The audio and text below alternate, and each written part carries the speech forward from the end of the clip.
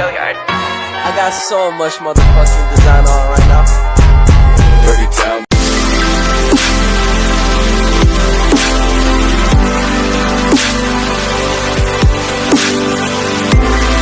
Warahmatullahi wabarakatuh. Selamat pagi semuanya.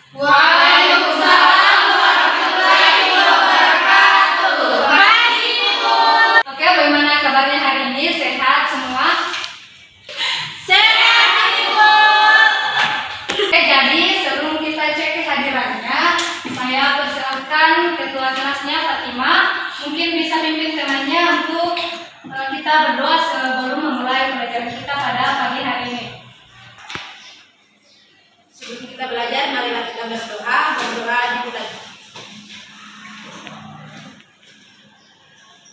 Berdoa selesai. Oke, ada yang temannya yang tidak hadir? Ada, Ibu. Oke, kita cek kehadirannya bersama-sama ya. Silakan didengarkan namanya. Sastra Deswi, hadir Bu Pidi Alsadila Basri, hadir Bu Jumita Datulele, Hadir, Bu. Sulfina, hadir Bu Dewi, Hadir, Bu. Fatima, Hadir, Bu. Riri Cahyani, Hadir, Bu. Mahbat, Alfa, Bu. Maro Arifin, Hadir, Bu. Hermi, Hadir, Bu. Nurul Afika Arsyad, hadir Bu Febrianti, Hadir, Bu. Vivin Lestari. Hadir, Bu. Oke, untuk masuk dalam materi kita, Ibu bertanya, ada yang masih ingat tentang materi kita pada minggu yang lalu? Ya, Bu, gelombang stasioner dan gelombang berjalan. Oke, karena minggu lalu kita sudah belajar tentang gelombang berjalan dan gelombang stasioner. Hari ini kita akan belajar tentang gelombang bunyi. Kemudian apa sebenarnya yang dimaksud dengan gelombang bunyi? Oke, ada di sini yang bisa jelaskan apa itu gelombang? Ayo, Bu. Oke, Hermi, silakan. Getaran yang merambat. Kemudian ada yang bisa jelaskan mengenai apa itu bunyi? Saya, Bu. Oke, silakan Dewi. Bunyi adalah sesuatu yang dapat kita dengar melalui indera pendengaran. Oke, jadi sesuai dengan yang sudah kita dengar mengenai penjelasan teman kita Hermi dan Dewi, ada yang bisa simpulkan apa yang sebenarnya yang dimaksud dengan gelombang bunyi? Baik, Bu. Oke, Riri, silahkan. Baik, Bu. Gelombang bunyi adalah getaran yang merambat melalui medium padat, cair, dan gas. Oke, betul ya yang disampaikan temannya tadi, bahwa gelombang itu adalah suatu bentuk dari getaran yang merambat pada suatu medium. Sedangkan bunyi adalah getaran dari suatu benda yang merambat dan mengakibatkan udara di sekitarnya itu bergetar. Jadi, gelombang bunyi dapat disimpulkan berarti gelombang yang merambat melalui medium padat, cair, dan gas. Berikutnya, lalu apa peran gelombang bunyi dalam teknologi atau dalam kehidupan kita sehari-hari? Jadi, Ibu akan tampilkan dua gambar. Silahkan perhatikan baik-baik, kemudian deskripsikan gambar tersebut. Oke, pada gambar pertama silahkan diamati, dan jika ada yang sudah bisa mendeskripsikan gambar yang ada pada slide, silahkan untuk dijelaskan. Ada yang bisa? Saya, Bu. Oke, Sastra, silahkan. Pada gambar tersebut, Ibu, ada sebuah perahu, kemudian Di sini ada perahu atau bisa kita kenal teknologi sonar yang dapat mengetahui keberadaan benda-benda yang ada dalam permukaan laut. Yang kedua, gambar kedua ada yang bisa deskripsikan? Saya, Bu. Oke, Jumita, silakan. Baik, jadi untuk gambar kedua itu adalah USG, itu dapat melihat bagian dalam tubuh dan mengetahui kehamilannya. Oke, betul sekali ya yang dikatakan Jumita. Jadi dari kedua gambar tersebut ada beberapa pertanyaan mengenai hubungan antara gelombang bunyi yang digunakan dalam teknologi atau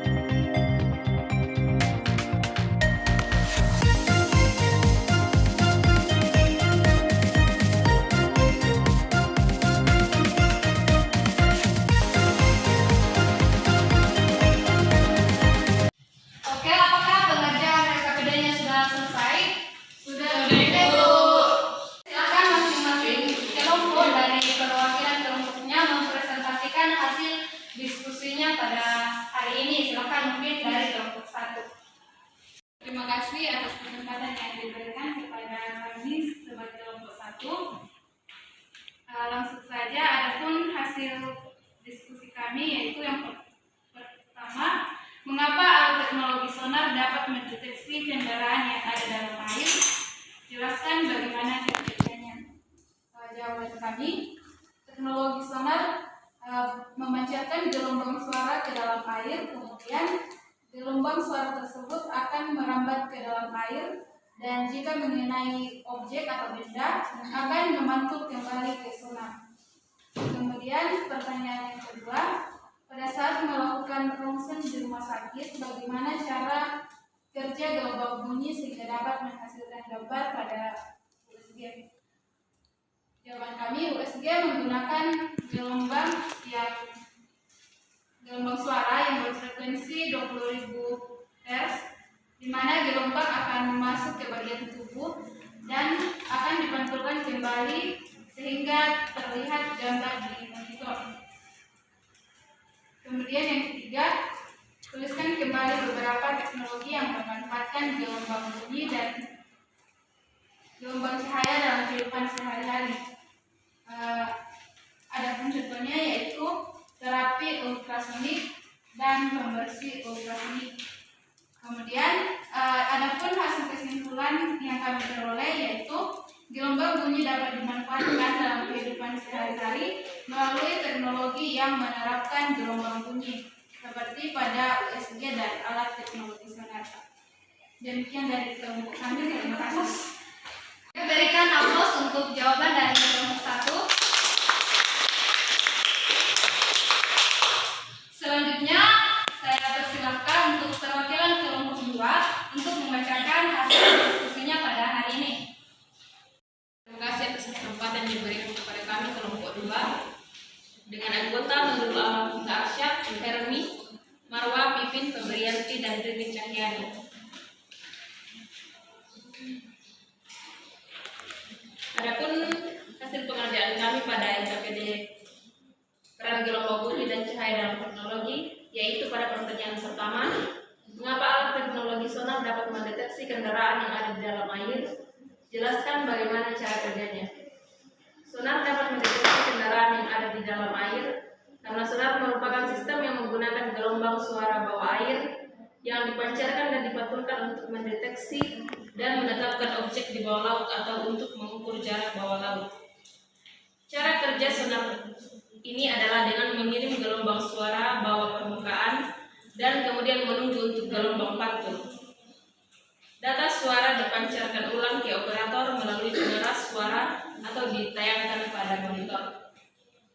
Kemudian pertanyaan yang kedua yaitu, pada saat melakukan ronsen di rumah sakit, bagaimana cara kerja gelombang bunyi sehingga dapat menghasilkan gambar?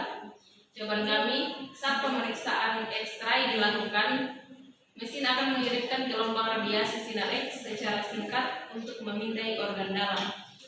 Kemudian pertanyaan yang terakhir yaitu,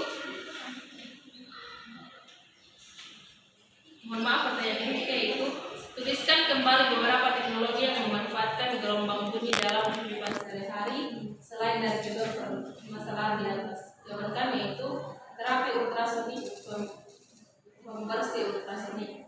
Kemudian yang terakhir yaitu berikan kesimpulan Anda. Kesimpulan kami itu gelombang bunyi adalah getaran yang merambat melalui sang padat, cair, dan gas. Teknologi yang memanfaatkan gelombang bunyi yaitu USG, sonar, dan ronsen. Terima kasih. Berikan aplaus untuk jawaban dari kelompok 2.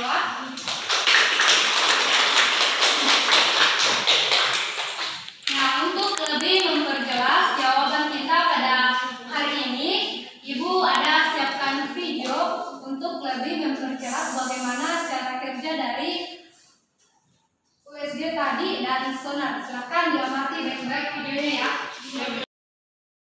Apa itu sonar? Sonar merupakan singkatan dari Sound Navigation and Ranging, yakni sebuah sistem perangkat untuk mendeteksi serta menentukan jarak benda yang berada di bawah laut. Sistem sonar bekerja dengan menggunakan gelombang suara ultrasonik. Gelombang suara ultrasonik memiliki frekuensi lebih dari 20.000 Hz. Gelombang ini dapat merambat dan menjalar jauh ke dalam air laut dibandingkan gelombang suara. Cara kerja sonar yang hebat ternyata hasil tiruan dari proses lumba-lumba dan kelelawar dalam mencari mangsa dan mengetahui benda di sekitarnya. Sistem sonar memang banyak digunakan dalam perkapalan. Tidak heran jika sonar sendiri terbagi menjadi dua jenis, yakni sonar aktif dan sonar pasif. Kedua sonar memiliki perbedaan jika dilihat dari cara kerjanya. Sonar aktif. Cara kerja dari sonar aktif berawal ketika kapal mengirim pemancar atau transmitter berupa gelombang suara ke dalam air menggunakan transducer sonar. Transducer sonar adalah sebuah alat yang berfungsi mengubah sinyal listrik menjadi gelombang suara di dalam air. Selanjutnya gelombang suara akan merambat di dalam air dan lalu mengenai objek sasaran misal batu karang, ikan, dan lainnya yang berada di bawah air laut. Gelombang suara yang telah terkena objek berikutnya terpantul menghasilkan efek gema atau echo. Sinyal pantulan tersebut langsung diterima oleh detektor, dan kemudian dianalisis pada sebuah monitor untuk mengetahui arah, cepat rambat gelombang, dan waktu, yang nantinya berguna untuk mengukur kedalaman laut. Jadi, dari gelombang suara yang dipancarkan sampai gelombang suara itu kembali, kita bisa estimasikan jaraknya dengan rumus cepat rambat bunyi. Karena jarak gelombang suara ultrasonik di laut itu bolak-balik, gelombang suara datang dan pantul, maka dibagi dua. Sonar pasif. Cara kerja dari sonar pasif sangat sederhana dan ini merupakan sistem sonar pertama yang dibuat oleh manusia. Sistem sonar pasif tidak mengirim sinyal ataupun gelombang suara seperti sonar aktif. Sonar pasif hanya dapat mendeteksi gelombang suara yang datang ke arah penerima, lalu hasilnya dapat diketahui dengan melihat di layar monitor. Tidak heran jika sonar pasif tidak dapat mengukur jarak objek dan juga kedalaman laut, namun masih dapat menentukan arah objek dan terkadang digunakan untuk mendeteksi suara hewan laut. Misalnya paus.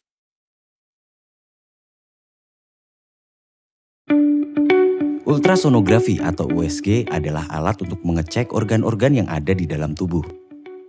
Alat ini akrab digunakan untuk mengecek kehamilan. Tapi bukan cuma itu. USG juga bisa digunakan untuk mendeteksi organ-organ yang ada di bagian kepala, bahkan alat kelamin pria. Lalu, bagaimana cara kerjanya? Jadi memang alat USG ini menggunakan gelombang ultrasound yang berfrekuensi lebih dari 20.000 Hz. Nah, dalam alat ini, dia memancarkan gelombangnya melalui transducer atau probe. Lalu di dalam alat itu juga terdapat alat untuk menerima kembali pantulan dari gelombang tersebut. Penemuan alat USG diawali dari penemuan gelombang ultrasonik sekitar 1920-an. Saat itu, gelombang ultrasonik mulai diterapkan dalam bidang kedokteran.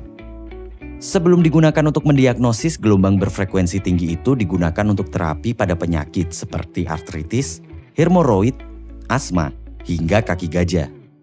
Teknologi itu digunakan untuk menghancurkan sel-sel atau jaringan berbahaya dalam tubuh. Baru pada awal 1940-an, gelombang ultrasonik dianggap memungkinkan untuk digunakan sebagai alat diagnosis. Itu bermula dari eksperimen Carl Theodor Dussig, seorang dokter ahli saraf dari Universitas Vienna, Austria. Ia berhasil menemukan lokasi sebuah tumor otak dan pembuluh darah pada otak besar dengan mengukur pantulan gelombang ultrasonik melalui tulang tengkorak.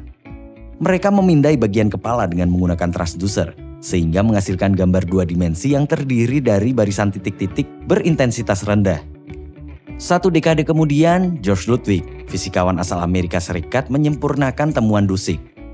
Sampai pada 1990-an, seiring berkembangnya teknologi komputer, perkembangan transducer memungkinkan untuk menghasilkan tampilan gambar suatu jaringan dengan lebih jelas. Mulai dari 2D, 3D, bahkan berkembang hingga 4D. Tahapan dalam melakukan USG sebagai berikut. Pertama-tama pasien berbaring, lalu dokter akan menuangkan gel pelumas di daerah yang hendak di USG. Selain untuk mengurangi gesekan, gel juga berfungsi untuk memaksimalkan kerja gelombang ultrasonik. Saat itulah, Gelombang bekerja dengan memantulkan suara atau membuat gema dari objek yang ditemui, seperti organ calon bayi. Gema kemudian diteruskan ke unit komputer yang terpasang dan kemudian menampilkan objek yang terdeteksi. Banyak manfaat yang bisa diperoleh dari USG. Pertama, Kedua video yang sudah kita amati tadi, kedua teknologi tersebut sama-sama menggunakan sifat gelombang bunyi, yaitu dapat dipantulkan atau refleksi. Nah, sampai di sini masih ada yang bingung mengenai materi kita saat ini? Masih ada yang ditanyakan? Sudah jelas, Bu? Sudah jelas, Bu. Paham, Bu. Oke, karena semuanya sudah jelas, ada yang bisa kembali menyimpulkan? Oke, jadi kesimpulan dari materi kita saat ini adalah pemanfaatan gelombang bunyi dalam teknologi. Ada beberapa teknologi yang bisa kita gunakan yang berhubungan dengan materi gelombang bunyi. Teknik tadi yaitu ada sonar, kemudian USG. Adapun sifatnya yaitu dapat dipantulkan, dibiaskan, dilenturkan, dan dipadukan. Oke, jadi mungkin sampai di sini materi kita. Untuk pertemuan minggu depan, silakan kalian pelajari mengenai materi gelombang cahaya atau pemanfaatan gelombang cahaya dalam teknologi. Baik, Bu. Ibu ucapkan terima kasih atas partisipasi kita semua. Wassalamualaikum warahmatullahi wabarakatuh.